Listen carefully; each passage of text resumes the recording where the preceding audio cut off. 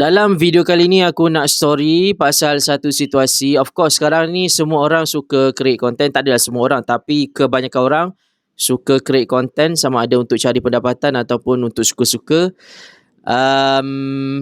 And of course ada juga yang suka record video, suka ambil foto untuk create memori bersama dengan insan-insan tersayang dalam hidup korang.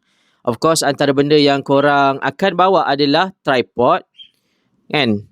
Adalah tripod, dan korang juga akan ada bawa mic dalam beg korang tu. Ada mic, ada tripod dan juga ada lighting kalau perlu digunakan untuk certain situation. Aku rasa korang boleh tambah satu lagi dalam koleksi korang, mic handle ni.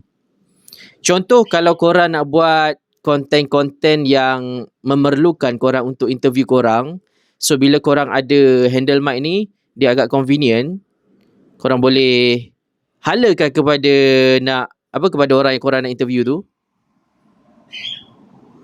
Kalau korang pegang mic semata-mata macam tu je, dia rasa macam kecil sangat. So bila ada mic handle ni, korang boleh pegang dengan selesa, dengan best.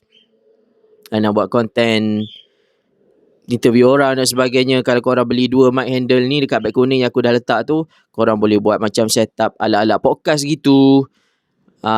So aku rasa korang patut tambah mic handle ni dalam koleksi korang untuk korang bawa ke mana-mana. Tripod, lighting, mikrofon, mic handle.